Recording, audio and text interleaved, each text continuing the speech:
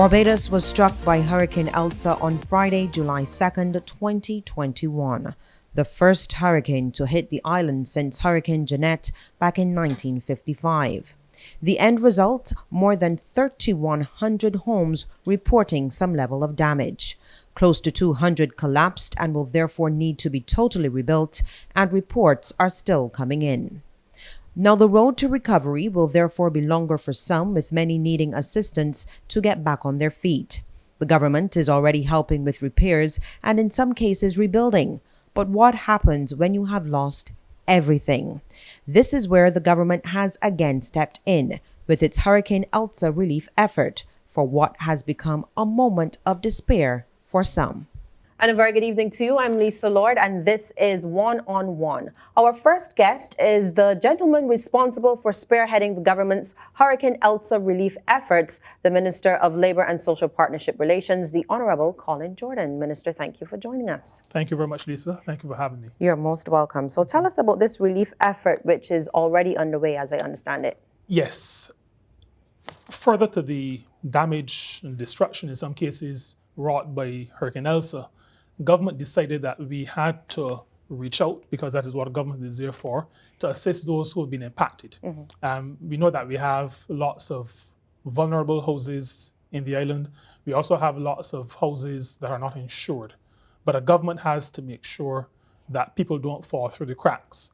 And so what Prime Minister announced on Saturday was that an account would be open, and we would also be looking for in-kind donations. We've always suggested that we needed to work together to solve any challenges that the country faces. And with the passage of Hurricane Elsa, we believe that together as a country, government and people, we can do much to assist those who've been impacted.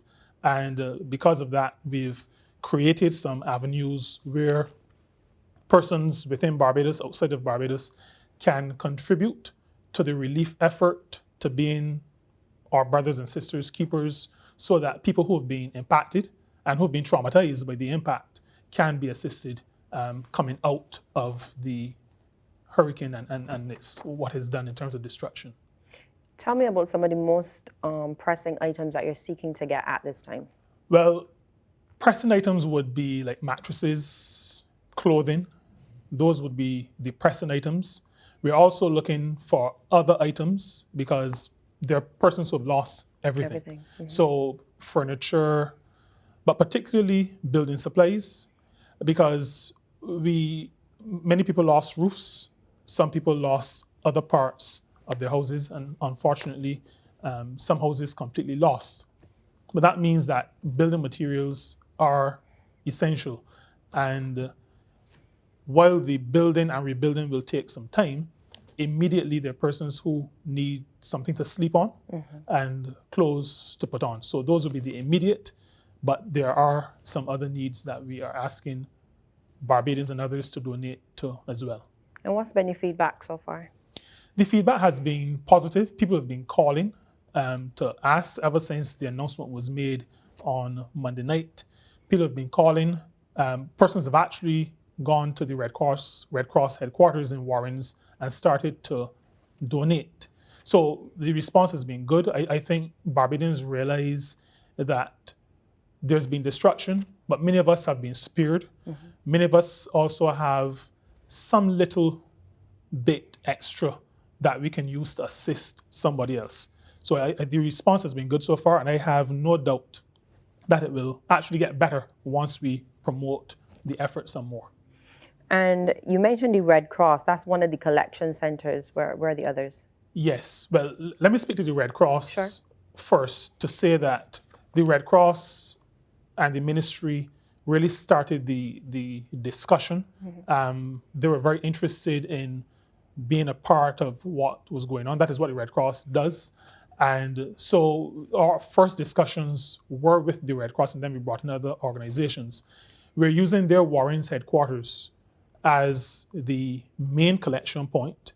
There will be 2 other collection points for drop-off, but for people bringing, one would be the Salvation Army facility at Reed Street, And the second would be the Salvation Army Lighthouse Center in Speightstown. And we've established those two others for convenience so that persons in the vicinity would be able to go to those locations to drop off. We are also working with the CBC to have a drive-through drop-off facility like they did for a previous effort. Yeah. And that proved to be very popular. People, convenient drive-through, somebody takes the stuff out of the trunk, or you get on, you take the stuff out of the trunk of the car.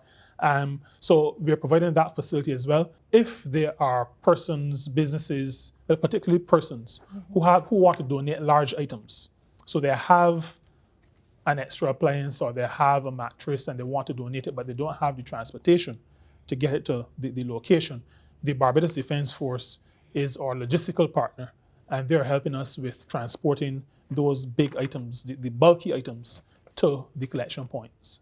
So tell me about the hours at the collection centers.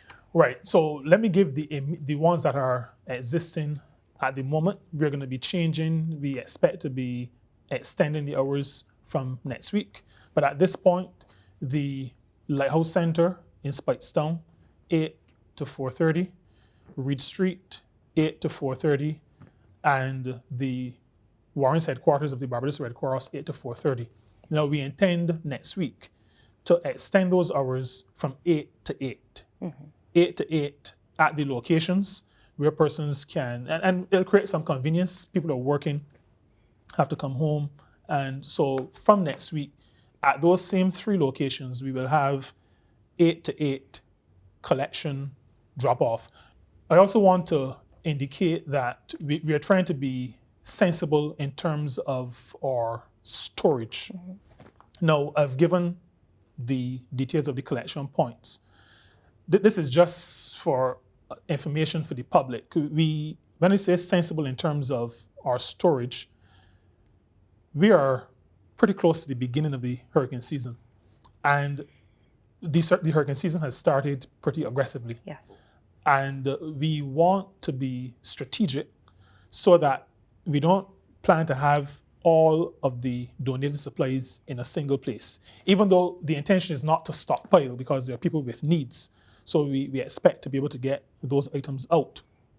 However, in the event of some other system that renders some of the road arteries impassable, we are going to be establishing some storage areas one in the north and one in the east, so that we have a decentralized storage system, and that would allow, even if there was an impact, that it would still allow us to distribute to other parts of the island. So we're sensitive as well to the fact that even though Barbados is a small island, there are areas that could be cut off from the center, if I'm considering Warrens to be the center. And you're also working with service clubs as well. Yes, we're working with service clubs. As a matter of fact, Prime Minister was very clear in her announcement on Saturday that we are working with the third sector. And that is deliberate. Now, the third sector, many of those organizations already are committed to country development, to relief efforts. But since we've come to office, we've made it quite clear, both by our words and by our actions, that we see the third sector as integral to national development. And part of national development is rebounding in disaster situations. And we want it to be very clear that what we are doing from a national perspective includes the third sector, not just somebody hearing about it, but from the very top of government, we are saying the third sector are our partners in this effort. And so in relation to the in-kind donations, we are working with Rotary, Kiwanis, Lions, and the Optimist Clubs of Barbados. And they're our partners. We've had the permission from them, okay from them. We've met already to work through how the partnership what it will look like. Those organizations are also including their youth arms. And I find that particularly good because those young people who are part of the youth arms of these organizations already have a sense of giving back to their country, to their communities. And this is a real effort addressing an issue that they've all experienced. And we believe that that would be helpful for the young people. But we are working with those service clubs. We're also working with faith-based organizations. And we've started with those that are already known and already have established national relief operations, facilities, or structures, so that we are working with the Salvation Army, of course. They're known for that. We are working with the Community Services Department of the Seventh-day Adventist Church. They're known for that as well. We are working with the hub of the Roman Catholic Church. They're already known for that. And we're working with the Anglican Church in Barbados. So those are the faith-based organizations we're starting with.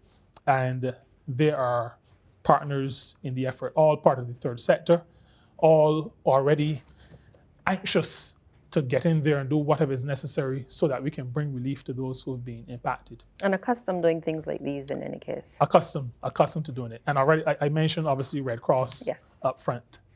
We're also planning to approach BARP. Sometimes we don't think about BARP as a third sector organization. We think about BARP in terms of discounts when we get to a certain age.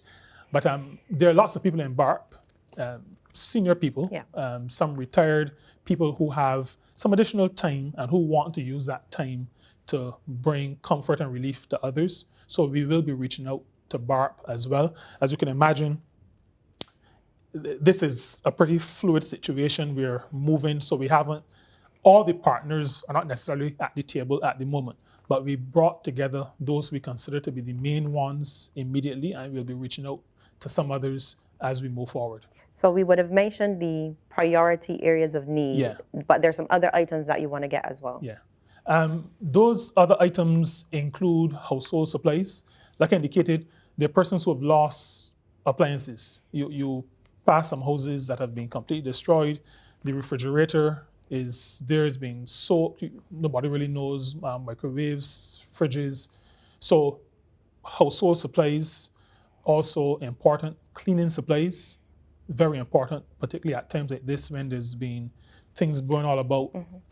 So cleaning supplies are important. Food is also important. So I would have mentioned initially mattresses and clothing, but food, cleaning supplies, we call them hygiene supplies, both for women, as well, women and girls, but as well as seniors. We have to remember that in these kinds of situations, there are people who will need, sometimes these are things that are overlooked, and particularly by maybe sometimes a society that is very male in its focus. We have to remember that these hygiene supplies are also important. Critical. So we want to, critical actually, and we want to encourage donations in that area as well.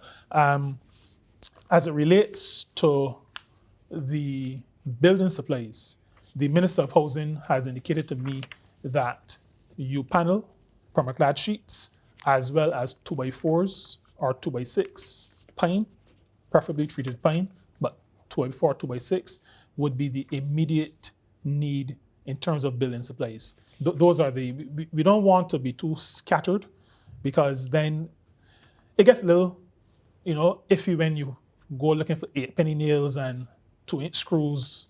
So U-panel, permaclad sheeting, and 2x4s, because much of the damage has been in roofs. So the sheeting for the roofs and the 2x4s to support the roofs. We've had situations where some of the roofs were not put onto the correct specification of rafter. And we talk about building back after COVID, and the Prime Minister always talks about building back better or building forward. If we're going to repair, then we're going to do it properly. So that is the reason for using the permaclad, but as well the rafter, those rafter supports 2x4. So building supplies, household supplies, cleaning supplies, food, clothing, mattresses, other bedding, those are the issues, and hygiene supplies for women, girls, and the elderly. Those are the specifics that we would need in terms of collecting to be able to assist persons who have lost. And just to go back to something you said that you're looking for building supplies as well. So I assume that's a situation where the homeowner can actually help themselves with the labor aspect. Yes, we've decided as a government that it would be faster for some people. And actually, there have been quite a number of persons who have asked the question, if I can get my uncle and my two brothers to come and help me, would you provide the material? And government has said, we will be using that as an option where we provide material and the person can provide the labor, the householder or some relative can provide the labor, the work persons who will actually do the construction. And in that case, that will help us to get to the finish line. Finish line meaning when all the damage has been repaired. So building materials will help us in that regard. Now, I understand that you're also looking at having a cash donation drive as well. Yes, Prime Minister announced that, and the account has been open at the Central Bank of Barbados. It is the Hurricane Elsa Relief Fund. Hurricane Elsa Relief Fund. The account is at the Central Bank. 243671 is the account number. 243671. And persons can make donations directly to that account. Donations can also be made through your commercial bank to that account. So we're accepting cash donations. We're accepting donations in kind as well. And we'll also be reaching out to the diaspora. I was about to ask. Yeah, they can donate straight to the central bank, but we've started to work on a portal before this event that would allow for a listing of needs. And it is designed to be, well, let me say it was part of the legacy outputs of the gathering 2020. And that was to allow persons in Barbados, but also persons overseas in the diaspora, friends of Barbados, to be able to donate to particular causes. Some may remember that we were focusing last year on healthcare, health institutions, and we were in a public health emergency. As a matter of fact, we decided that even before COVID became a major issue for the world. That portal we are continuing to work on, and at some point, it is not ready, but at some point we'll have that up, and then once that is up and running, then we'll share those details with the Barbadian public as well. Okay. No, and whenever we have a disaster in many places across the Caribbean, Barbadians are always first in most instances to reach out to their brothers and sisters. Yeah. I'm sure that you're hoping that with this relief effort at home, that we'll have the same response. Yes, we are expecting that Barbadians will show the Barbadian spirit. As you said, we've assisted all over the Caribbean and sometimes in other places where there have been disaster situations where people need our assistance. That is who we are. And even though there are those who say we're losing some of our Barbadian spirit, I just want to caution Barbadians not to allow what may appear to be the change in attitudes of some to be interpreted as a change in attitude of your country. What I've found is that those who are more aggressive, those who are louder, those are the ones who are hurt for obvious reasons. But there is, and this is probably a cliche, but there's almost always a silent majority. The majority of Barbadians are people who want to help each other, help their brothers and sisters. And we expect to see that spirit. We are encouraging that spirit. This is an opportunity to demonstrate that we are a brother's keeper and that we're Bajans at heart. We like helping people. Minister Jordan, thank you so much for joining us. Thank you very, very much for having me. And I look forward to Barbadians demonstrating what I know is within all of us, and that is that we are brothers and our sisters' keeper. Indeed. Thank you very much. Thank you. You're welcome. And that was the Minister of Labour and Social Partnership Relations, the Honourable Colin Jordan, who is spearheading the government's Hurricane Elsa relief effort. When we return, we speak about the important role played by members of the Barbados Defence Force in times of crisis. Let me begin preparations. It's hurricane season. Let me sit down and reason. Let me secure a nation. Know your shelters, Bajan. Help out one another, get separation. Develop emergency community plans so that we could function. Remove outdoor objects. Make sure that you went to the ATM. Stock up with water. Make sure you clean the guttering, Lord. What about clean food? Make sure you got some stock up in your room. Make sure you prop up the paling and tie down the roof. Let me start to prepare real soon. Let me begin preparations. It's hurricane season. Let me sit down and reason. Let me secure a nation. Know your shelters, Bajan. Help out one another, get separation. Develop emergency community plans so that we could function.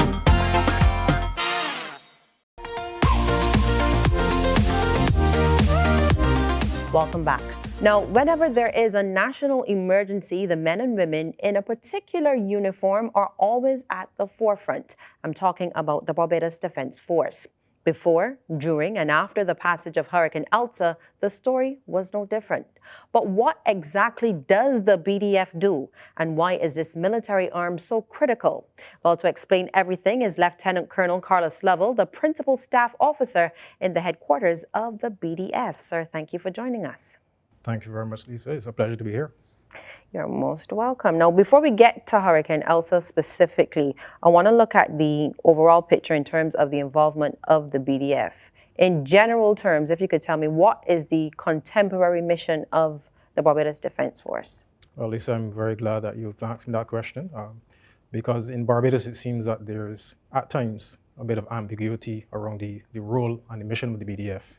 So in global affairs, it's been long recognized and accepted that the military has to play a wider role beyond defense and security. So the military has for many years been involved in humanitarian assistance, disaster response operations. And BDF, like all other militaries, is deeply involved in these types of operations because we recognize that obviously severe weather systems and sudden impact disasters play a significant role in threatening our civil society. So the Barbados Defense Force from its inception in 1979 has been involved in humanitarian aid disaster response. And from as far back as the volunteer force, the military forces in Barbados have been involved in humanitarian aid disaster response operations. Actually, our mission includes the responsibility or the mandate to respond to disaster situations and support the government of Barbados in bringing Barbados back to a state of normalcy. If I can quote from the mission, it actually says to defend and secure Barbados' interests against contemporary emerging security threats and disasters. So it speaks very specifically to the disaster response operations, and it speaks as well to helping Barbados to get back to a state of normalcy in as quick a time as possible. Let's look now at your role with National Emergency Management Systems. So the National Emergency Management System, I'm not sure how much the average Barbadian would know about the National Emergency Management System, but it is basically, in simple terms, an apparatus whereby it pools the resources of public, private sector, and NGOs, non-governmental organizations, the resources, the procedures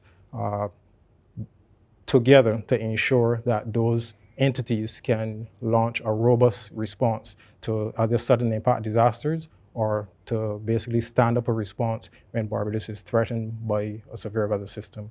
So the National Emergency Management System is an integral part in protecting Barbados, and the Barbados Defense Force is a component therein. Right, some of the tasks and responsibilities of the Barbados Defense Force include pre-hurricane season and during the hurricane season. So pre-hurricane season, we're heavily involved in planning activities, planning the responses, and also looking at the national disaster plan to confirm and to ensure that it actually is still relevant to the threats as is for the hurricane season. And we are also heavily involved in collaborating with our stakeholders, other agencies and entities within the National Emergency Management System to ensure that we can provide them with the support that they need throughout the hurricane season. How far ahead is that plan looked at? So generally, that plan is assessed and looked at by the Department of Emergency Management System, basically pulling all the organizations together as early as February of the calendar year in preparation for the start of the hurricane season, which is the 1st of June.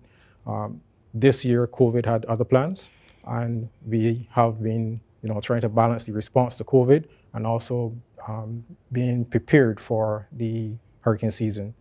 I will say to you that based on the recent response to Hurricane Elsa, the plans that we put in place, the training that was conducted, and the collaboration that was effected, I would say was fairly effective and fairly comprehensive, as you could see with the recent response. Tell me about this training. What type of training? So the Barbados Defense Force in particular embarks on quite a bit of training. We embark on urban search and rescue training, recognizing that there are going to be a myriad of threats and hazards during the impact of a severe weather system and post-impact. So you're probably going to be looking at things like flooding, collapsed structures, routes being blocked, major arteries being blocked. And as a result, we basically train for the mission. That training would include first aid first and foremost, because we need to look after the medical needs, medical emergency needs of persons we encounter after the all clear.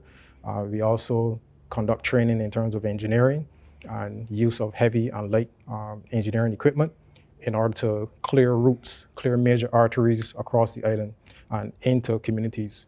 We also embark on rescue training. That's basically a given. We conduct maritime search and rescue training, and also land-based urban search and rescue training, recognizing that persons will need to be rescued from collapsed structures and probably from areas where there's flooding, on a myriad of other hazards that will impact Barbadians. But some of the other training that we embark on is something called psychological first aid. And that's actually quite important as well, because psychological first aid is basically designed to help to reduce the level of trauma that persons who are impacted experience. And it also reduces the requirement for rehabilitative mental health interventions after the trauma that persons have experienced. I want you to touch on that just a little bit and tell me what something like that would involve. Psychological first aid basically would involve the response of the first aider, the response of the rescuer. Every person who has a role in the response to a particular incident or a trauma has a role to play in terms of psychological first aid. It speaks to a myriad of things in terms of counseling and keeping persons calm during the incident. It speaks to the professionalism of the individual and the competence of the individual, keeping the casualty calm as possible, and reassuring them, making sure that they understand that even though they are the victim or one of the victims of a particular event, that the persons who are responding are competent and capable, and that they're basically to help them through this event. And one of the things that is very, very important for psychological first aid is after the incident and the person has received that medical assistance for their physical self, they need to, as soon as possible afterwards, have that psychological intervention for their emotional and mental wellness. Okay, I never knew that part. Now, let's look at your response to severe weather systems and when the all clear is given. I want you to take me through the process, if you could.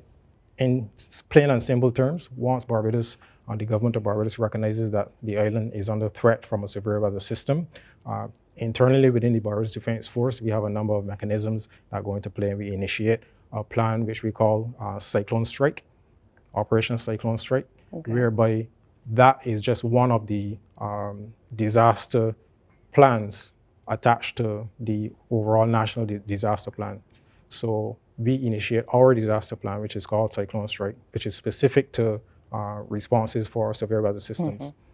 What happens is that we stand our bases up. We basically get them ready in terms of putting up shutters, in placing sandbags to mitigate against flooding internal to our bases. And we also send some of our personnel and resources out to forward operating bases.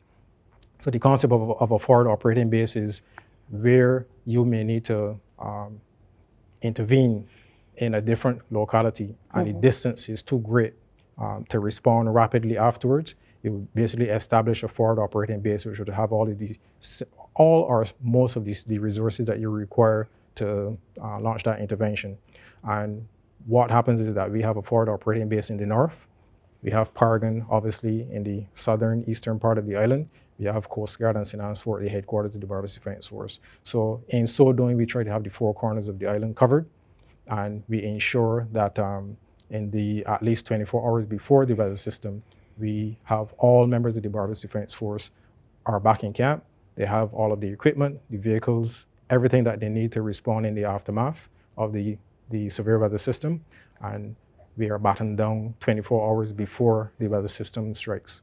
So all members of the Barbados Defence Force are required to be at work on duty. Even those on vacation? Even those on vacation. All vacation is canceled. The only persons who would not necessarily be called upon are those persons who are on extended sick leave for ailments that are debilitating or ailments that prevent them from being able to participate.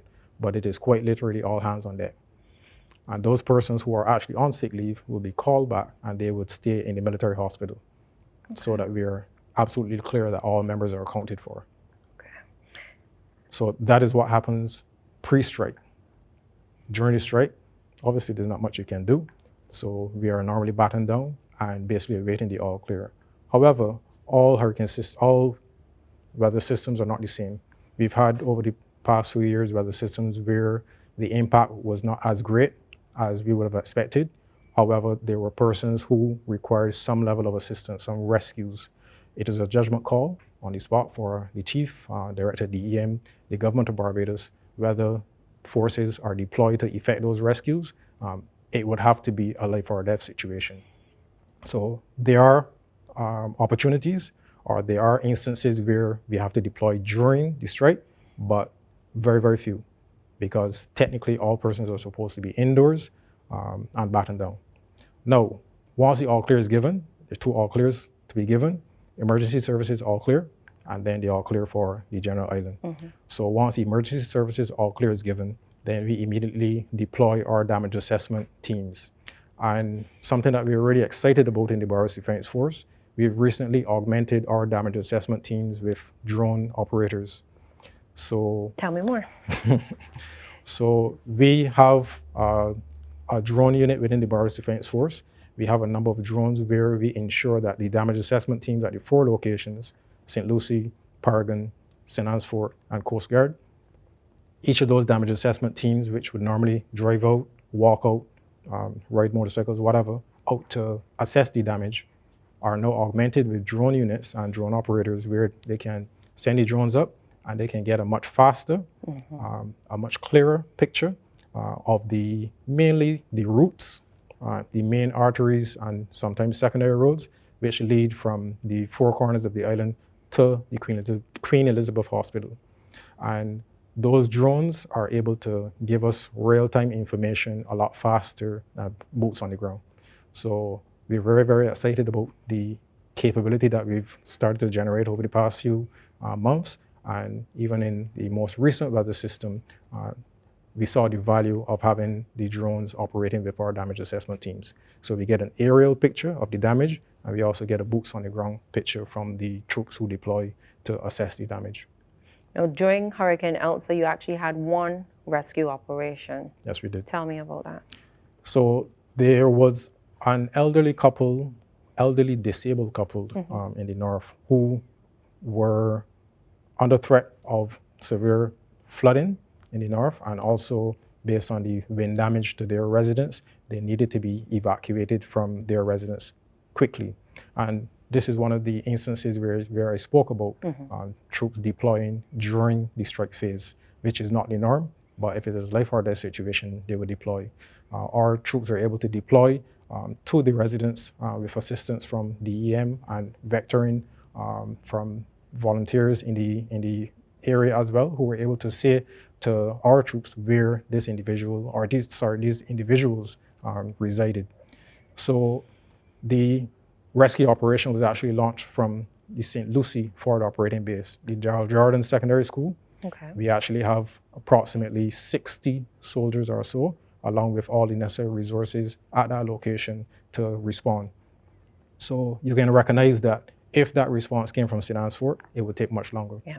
So the value of having that forward operating base actually was borne out in that rescue operation, and those troops were able to go to the residence of the persons who were impacted and evacuate them with assistance from other agencies.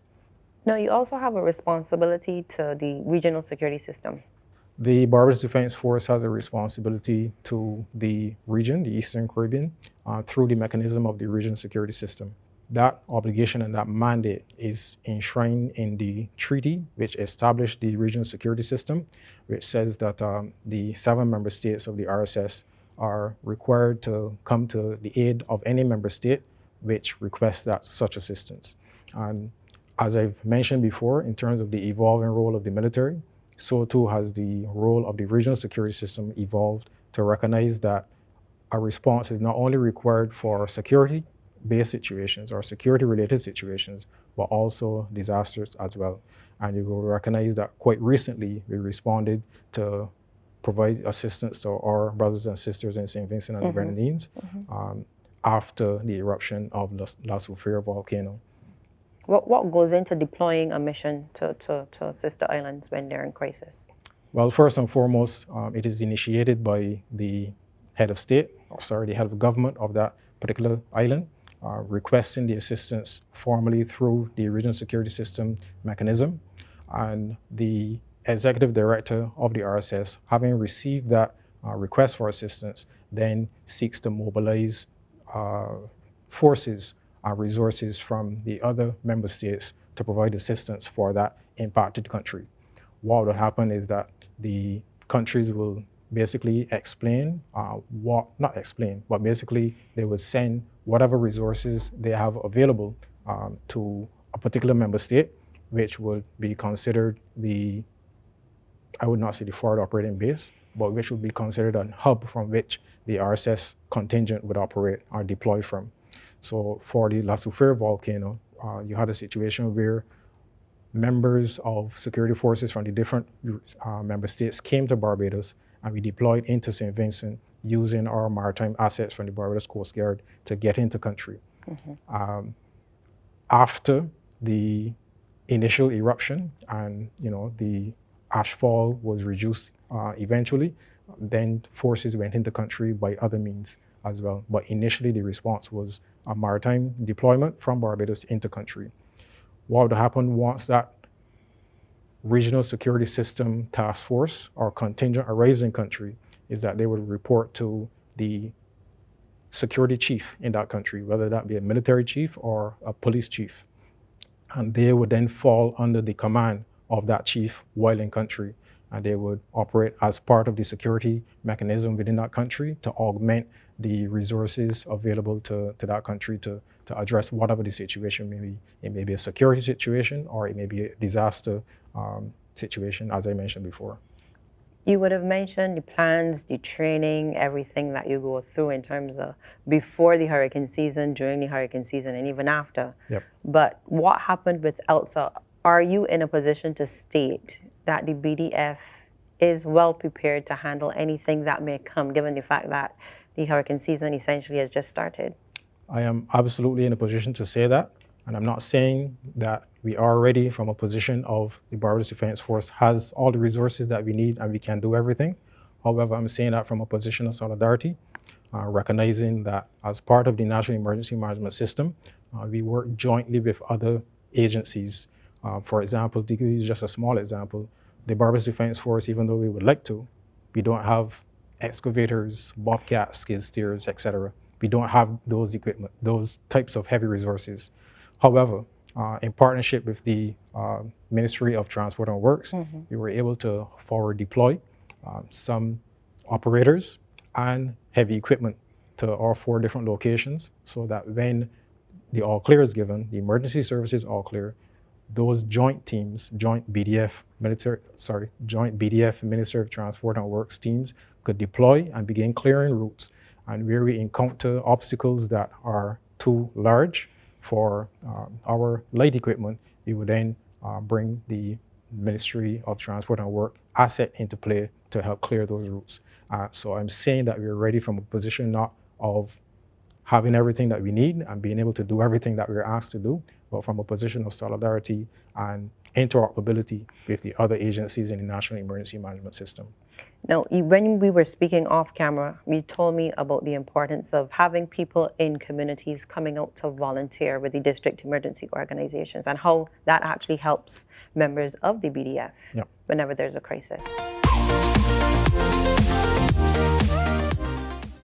Let me begin preparations. It's hurricane season. Let me sit down and reason. Let me secure a nation. Know your shelters, Bajan. Help out one another, get vibration. Develop emergency community plans so that we could function. Remove outdoor objects. Make sure that you went to the ATM. Stock up with water. Make sure you clean the guttering lot. What about clean food? Make sure you got some stock up in your room. Make sure you prop up the paling and tie down the roof. Let me start to prepare real soon. Let me begin preparations. It's hurricane season. Let me sit down and reason. Let me secure a nation. Know your shelters, Bajan. Help out one another, get vibration. Develop emergency community plans so that we could function.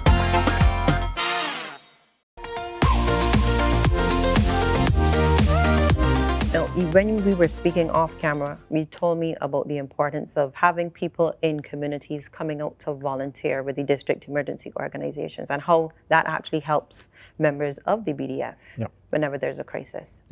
So during the rehabilitative effort for Hurricane Elsa, it was absolutely heartwarming to see the spirit of volunteerism and the spirit of being your brother's keeper during the cleanup, so to speak. Recognizing that we were very fortunate with Elsa, and there could have been more widespread damage. My heart goes to those persons who were impacted, but it could have been a lot worse.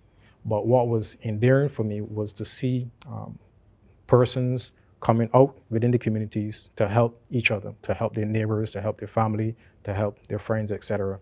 And that is very, very important. And I think that that is what we will need in future. If, God forbid, we are impacted by a severe or a natural hazard which causes a disaster, I think that will play a huge role, that spirit of volunteerism. But what I want to do, I want to basically make an appeal here where I will say that we need to take it one stage further. So the Department of Emergency Management has responsibility for an organization called the District Emergency Organization. And that District Emergency Organization is a community-based disaster response and disaster mitigation entity, which is basically made up of average Barbadians from all walks of life. And those persons are trained under the direction of the Director of Emergency Management, Ms. Kerry Hines, and with direct responsibility for those organizations, Mr. Selwyn Brooks. Those persons are trained and prepared before the hurricane season to execute a role. Obviously, they would not be required to execute the roles that the Fire Service, the Borrowers Defense Force, REPF would be responsible for, but they would be able to provide a more rapid and a more community-based response, whereby they would already be in the communities and be able to provide a much faster response to persons maybe in collapsed structures or persons who need some type of assistance in the communities.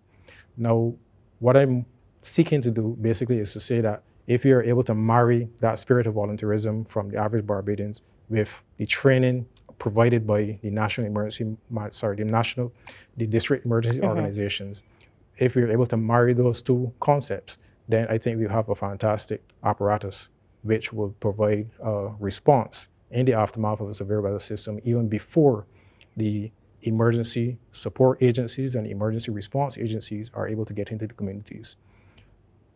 Scenario, you have a community in St. Andrew, so to speak. Let me not pick on St. Andrew, let me say St. Thomas. You have a community in St. Thomas. Maybe the major arteries into that particular community are blocked for whatever reason. And emergency response agencies will take some time to clear that blockage to get into the communities and render any important medical support or any important search and rescue type support. The persons already in that community are the residents who live in that community. And if they are willing, which we saw quite clearly with Hurricane Elsa, if they are willing to provide that level of assistance, which we already see, but if they're also trained and organized and coordinated to provide that assistance, then I think we have a fantastic response mechanism within each community around the island. And what that does is it improves the response of the National Emergency Management System, because we will then have persons who are trained, who are coordinated with the other response agencies in the communities, who can send information to the responding agencies to say, well, we have X amount of casualties, we have them located in the St. Thomas Parish Church or what have you, so that we have information even before we get into the communities, even before we clear those blockages, we have information as to what is required inside those communities.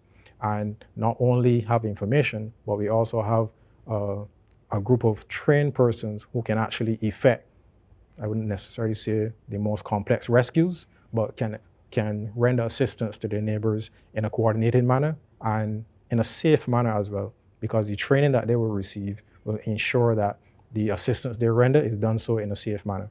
So I think that there's wonderful utility to the district emergency organizations, and I think that is something that that if we can marry the two together, spirit of volunteerism that we saw after Elsa and those organizations, I think that the National Emergency Management System will receive a significant boost. And what else do you want to tell me about the wonderful work of the BDF?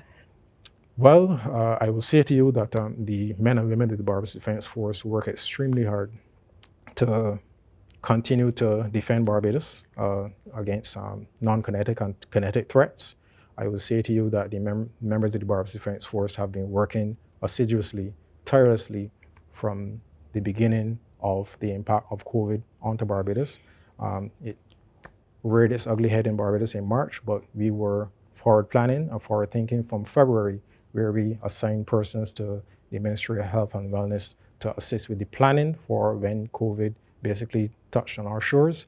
And thereafter, we've been involved in transporting COVID-19 patients, helping to transport some of the nurses and medical practitioners who care for these patients, screening at the different ports of entry. So the Barbados Defence Force has been deeply involved in providing that assistance to the government and the people of Barbados. And I would say that we're happy to do so. I would say that we feel a particular sense of pride to be able to serve our countries, whether it is in a kinetic form or a non-kinetic form, because recognizing that pandemics are also a particular type of threat to our country, an external threat to our country. And as we've been mandated to in our mission, we are here to defend Barbados against all threats.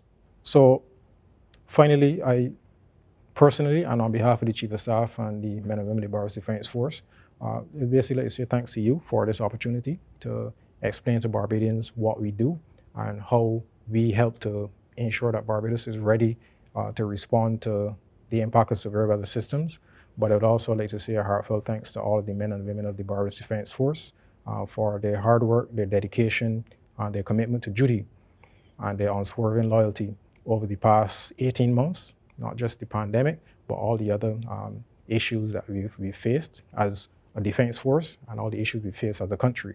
And throughout it all, the vast majority of members of the force have stuck to the task and worked extremely hard to ensure that Barbados remains a safe and stable country. I also want to say to the silent partners, to the spouses, to the families, to the kids of service members of the Barbados Defence Force, a heartfelt thank you, because without a strong family support system, we could not do what we do as a Barbados Defence Force. And I'm sure the same rings through for all the other protective agencies and all the other emergency services. So my heartfelt thanks to the families of the members of the security forces and also the emergency services. Lieutenant Colonel, we thank you and all the members of the Barbados Defence Force, and thank you for speaking to us. Thank you very much. It's been a pleasure. Most welcome. And that was Lieutenant Colonel Carlos Lovell, the Principal Staff Officer in the headquarters of the Barbados Defence Force. I am Lisa Lord, and that was One on One.